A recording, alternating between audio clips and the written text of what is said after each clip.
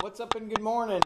Today is a nice chilly 27-degree day, and I thought I'd go over some misconceptions about carburetors this morning.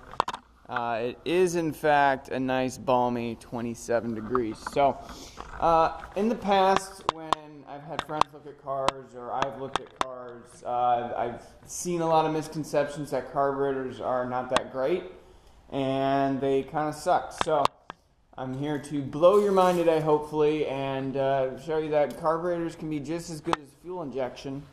They're not that hard to use, and they're user-friendly if they're set up right. So I'll show you two startups, cold startups today on my 87 Toyota pickup, which we got sitting here in the driveway, and the infamous VW Beetle. Both of them are cold, and just to prove that, if I could, I don't know. I mean, it's ice cold, so it will start up on the first pump and a start. So for the most part, people think that these carburetors are kind of a pain in the butt to get going in the cold. One pump, and she fires right up. It makes them really different, and I guess one thing you would have to consider over fuel injection is you do have to let them warm up for a bit.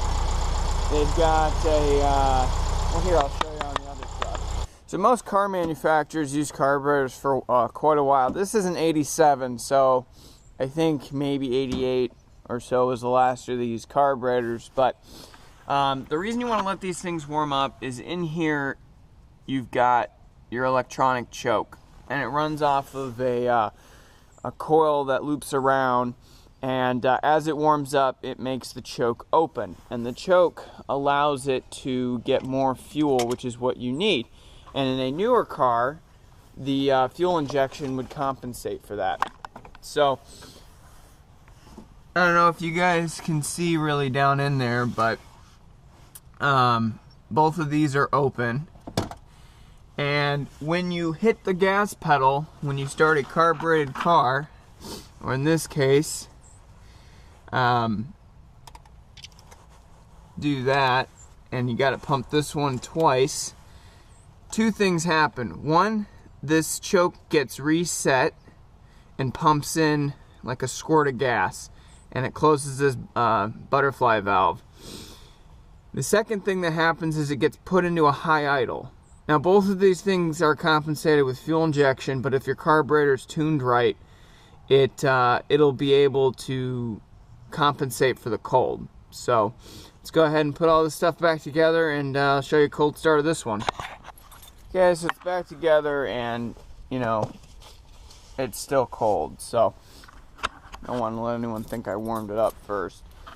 But these carburetors, if they're tuned right, can be just fine, and they're a lot less complicated than fuel injection. There's no computer running this, so in my opinion, in some cases, it's a lot easier to diagnose the problem because the fuel system and the air system are one and the same. So, alright, now that it stopped buzzing at me, fires right up. Now, my tack, the only thing that doesn't work is the tack, and that's because for some reason it's when it gets cold, the tack gets stuck. But it does compensate quite nicely for the cold temperatures. So, and hold on, let me shut the door. Now, the one good thing about the electronic chokes over the cable-driven chokes is that once the engine does get up to temperature, or that metal piece inside the electronic choke gets warmed up, it'll automatically idle down. The other way to there's a way to manually make it go down is to tap the gas pedal, but That covers 2 cold starts with carburetors, and it's kind of a shame that people have such negativity towards carburetors. Now granted, there are some carburetors on certain vehicles that can be a pain, but if you have the carburetor rebuilt and tuned properly, there really shouldn't be a whole lot of problems with the carburetors. So yeah, but thanks for stopping by. It's been another cold day here. Have a nice day.